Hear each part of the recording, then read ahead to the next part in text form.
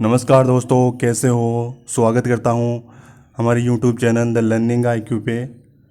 आज हम most important 3 मई के करंट अफेयर डिस्कस करेंगे।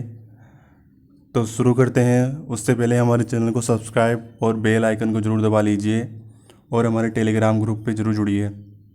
तो शुरू करते हैं। इसका पहला क्वेश्चन है, किस संस्थान द्वारा हाल ही में एक टीम के नेतृत्व में स्थानीय रूप से उपलब्ध सामग्री का उपयोग रूहदार नाम का एक कम लागत वाला मैकेनिक वेंटिलेटर विकसित किया गया है। तो इसका राइट आंसर हो जाएगा आईआईटी बॉम्बे। करंट अफेयर दोस्तों सभी एग्जामों के लिए इम्पोर्टेंट है। हाल ही में एक दर में कटौती कर मूडीज ने 2020 तक भारत के विकास के अनुमानित प्रतिशत से 2.5% तक घटा दिया है। तो कितने घटा दिए इन्होंने। मूडीज एक संस्था है जो भारतीय जीडीपी और अन्य देशों की जीडीपी का आकलन करती है। तो इसने हाल ही में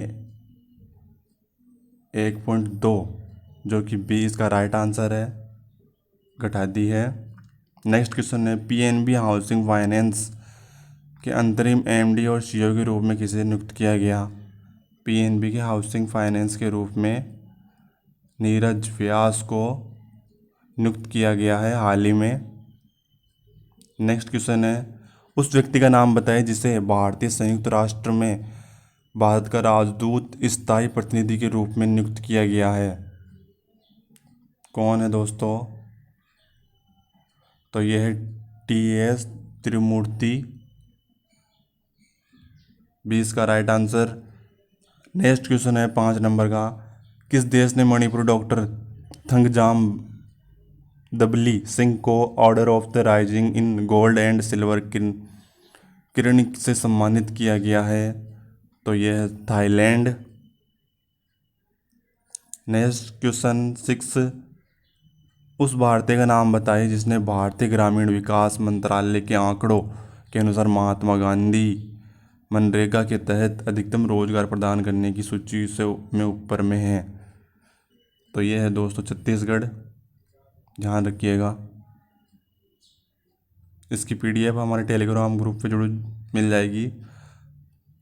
भारत के ड्रग कंट्रोल जनरल से नोड प्राप्त करने वाली पहली कंपनी का नाम हल्के माध्यम से कोविड-19 के रोगियों को फीवरवर और एंटीवायरल गोलियों की निदान परीक्षण करने के लिए कौन सा है दोस्तों। भारतीय ड्रग कंट्रोल जनरल द्वारा कौन सी कंपनी यह है, गिलेनमॉर्क फार्मास्यूटिकल्स। ओके, 3rd नंबर इसका राइट आंसर हो जाएगा।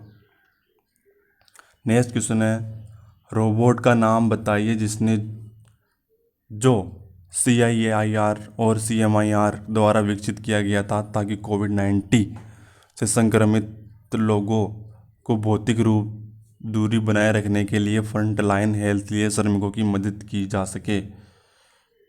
तो दोस्तों ये है SCARD इस रोबोट का नाम है। रेलवे जैसे एग्जामों में ये पूछा जाता है अधिकतर। उस व्यक्ति का नाम बताइए जिसने room when it happen white house memoir का नाम की पुस्तक लिखी। तो ये है John Bolton. The room when it happen a white house memoriam. Next question है, bureau of pharma PSU of India BPI द्वारा विकसित जनौषधि सुंगम BPI किस भारतीय विभाग के अंतर्गत आता है। तो यह आता है दोस्तों फार्मास्यूटिकल्स विभाग। 20 का राइट आंसर।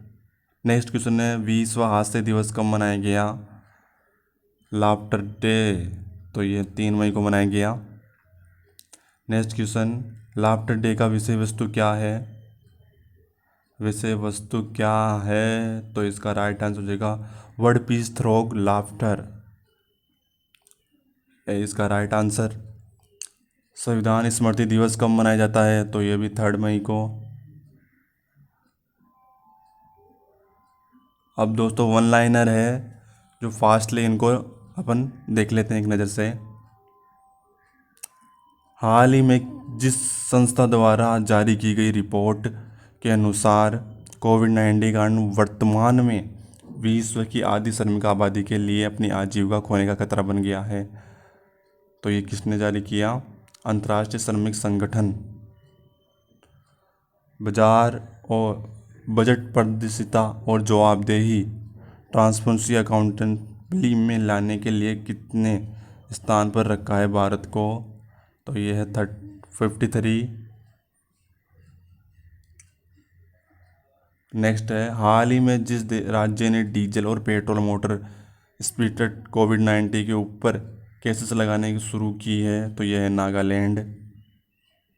एशियाई खेल 1962 में स्वर्ण पदक विजेता टीम के कप्तान रहे भारत के जिस महान पूर्व फुटबॉलर हाल ही में दिल का दौरा पड़ने से निधन हो गया, तो ये फुटबॉलर है चुन्नी गोस्वामी। हाल ही में जिस देश को 2021 विश्व मुक्केबाजी चैंपियनशिप की मेज़बानी दी गई, तो ये होगा सर्बिया में होगा विश्व मुक्केबाजी चैंपियनशिप। अमेरिका ने कोरोना वायरस से लड़ाई के लिए US agency for international development के जरिए जिस देश को 23 करोड़ रुपए देने की घोषणा की, वह है भारत। हाल ही में जिस देश ने लेबनान समूह हिजबुल्लाह के सभी गतिविधियों को पूर्ण प्रतिबंध लगाकर इसे आतंकवादी संगठन घोषित कर दिया, तो यह है जर्मनी। वह राज्य सरकार जिसने कार, जीप जैसे सरकारी वाहनों की खरीद पर साल भर के लिए बैन लगा दिया, तो यह है हरियाणा। अंतर्राष्ट्रीय श्रमिक दिवस 1 मई को मनाया गया। हाल ही में किए गए अध्ययन के अनुसार जिस नदी पर चीन द्वारा बनाए गए बांधों के कारण अनुप्रवर्त देशों में सूखे की स्थिति देखी गई, तो यह है मेकांग नदी। ओके दोस्तों, थैंक यू।